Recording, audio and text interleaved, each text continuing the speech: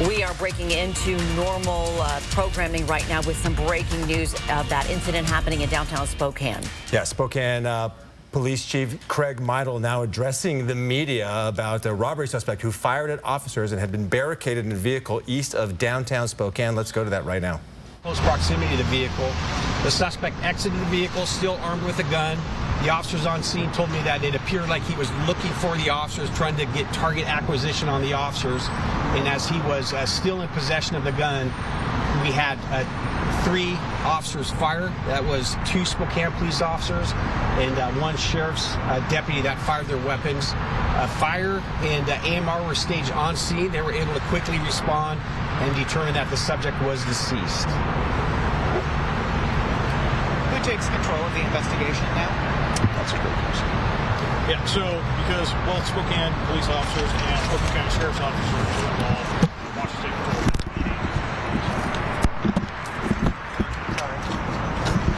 Who were the 3 officers that shot again? What agency were they? Yeah, so 2 from the Spokane Police Department and 1 detective from the Spokane County Sheriff's Office. About what time was the suspect shot? I believe about 5:45 this morning. Any information on that person? We know that there was a prior robbery charge or involvement. Is that a robbery that happened this morning, or is that a robbery, old information? So right now we're still investigating that robbery incident. We do not have any information we can give out right now on that. And then it looked like there were multiple scenes. It looked like there was something over there, over here, a little further down. So what you probably saw were officers trying to keep the scene secure so people would not drive into the scene. That's what we would call the outer perimeter. There was some reporting that this started as an armed robbery at the hotel just over across the street. That hotel sounds like it was not involved. I do not believe so. Yeah. Is there like body cam footage of the incident to be reviewed? Yeah, my understanding is there will be body camera footage available. That's my understanding. Did this take place in the Goodwill parking lot? What's the approximate location? 600 block of East 3rd Avenue. And do we have everything open again? No, so they're still processing the scene right now. Our forensics division will be coming out, processing the crime scene. So currently, there's about a 4-block radius that's closed, and they'll be closed for multiple hours. So the 600 block of East 3rd Avenue, can you be more descriptive? Was it in the street? Was it on the sidewalk? Was it a certain business? It was on the side of the business. It would be on the southwest side of the business. What business are we talking about? I don't have the name of the business. Yeah. Is there anything the public can do to help with the investigation? At this point, you know, we know we have so many Ring cameras out there, Nest cameras out there as well. So if anyone in the downtown area does have any of those or any surveillance footage as well, we definitely would ask them to call Crime Check and make that available to the investigators. And I just want to confirm that I wrote down 2 different times despite it was my phone. I thought you had said 6:15 the suspect left the car. Or did you say? I don't have the exact time for you. I think it was around 5:45. We will get that for you. Okay, thank you.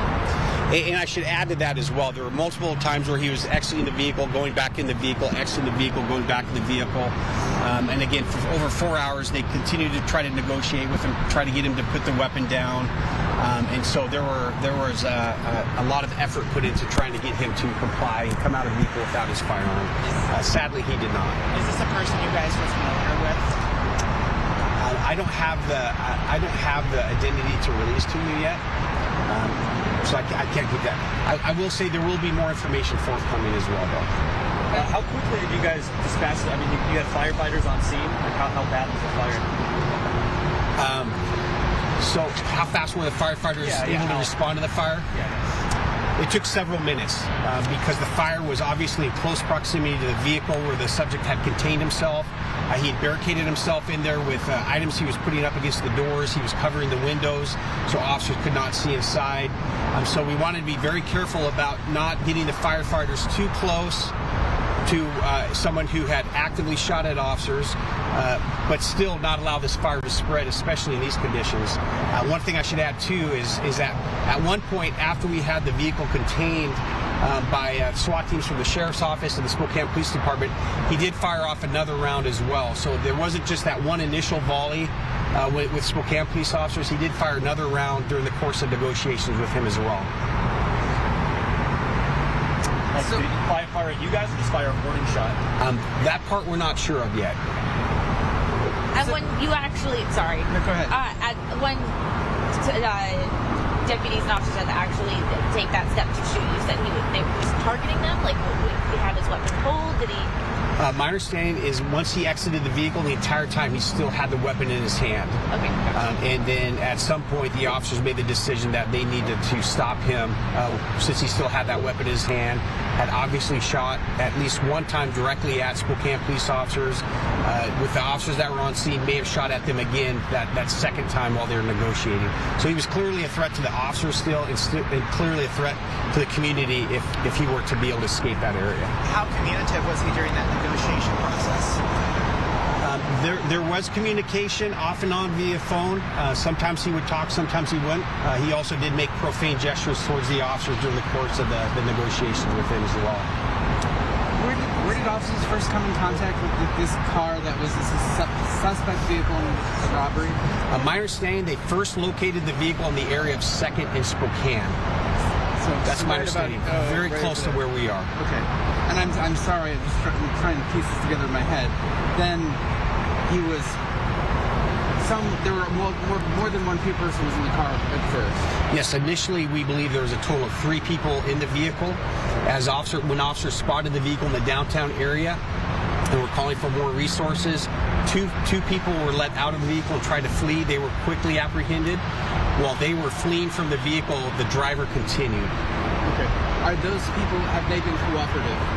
I don't have that information to give you. I'm not sure yet. Were they arrested? My understanding is right now they're being detained. Detained, okay. Yes. All right. And then the vehicle fled, but eventually crashed at the site where this all ended. That's correct. And then as officers approached the car, there was fire, rounds exchanged. That's the part we don't know yet. That's what the investigation will show. So as WSP collects the evidence, interviews the officers, looks at the body camera and the footage, that's where we'll get the exact details of what happened, that initial exchange of gunfire. Okay. But you can't say for sure that police fired at that initial, or you can't say that he fired in that initial exchange? No. At that initial exchange, we believe when the vehicle initially crashed, there was an exchange of gunfire initially with the first 2 Spokane police officers that had responded. During the course of the over 4 hours of negotiations, the suspect fired at least one other round as well. Okay. What we need to determine is, did he fire that at the officers, or what was his target when he fired that second round of shots? But he did fire toward officers that first time. That is correct. And officers did fire back. That is correct. And no one was hit in that exchange.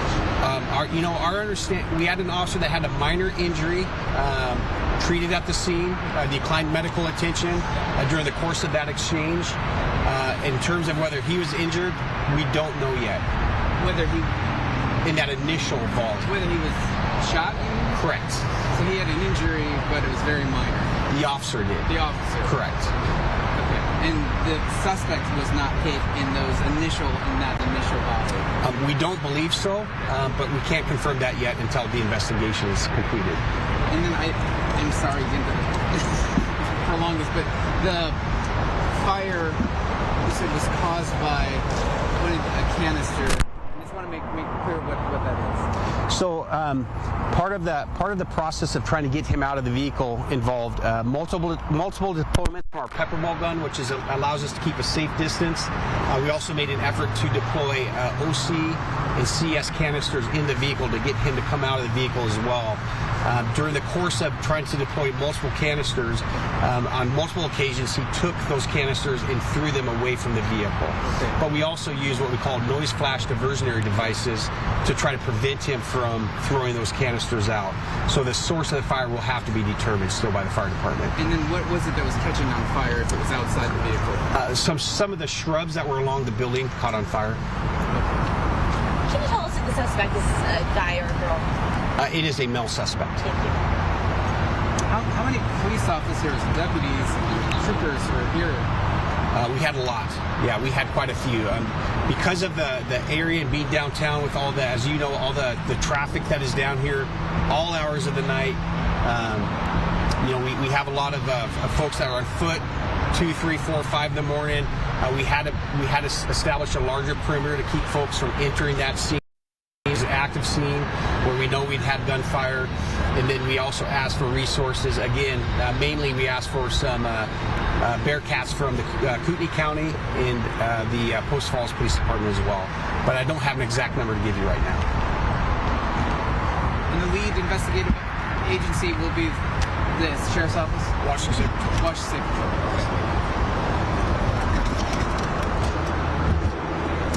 All right. Thank you all very much. Thank you. All right, well, I figured it right here. It does sound like right now. All right, that was Spokane Police Chief Craig Meidel, as well as members of the Spokane County Sheriff's Office, updating us on the incident east of downtown Spokane this morning. Again, telling us that that robbery and shooting suspect is deceased. Yeah, and we heard from Police Chief Craig Meidel and Spokane Valley Police Chief Dave Ellis. WSP is now taking over this investigation in which three officers fired their guns at the suspect. At 2 Spokane police officers and a Spokane Valley, or rather a detective from the Spokane County Sheriff's Office. We heard that there was a crash, there was a robbery, then there was a crash. That suspect is said to have started a fire, so Spokane Fire Department was called in. And as you heard, the suspect was deceased. He was barricaded for about 4 hours. Yeah, this whole thing.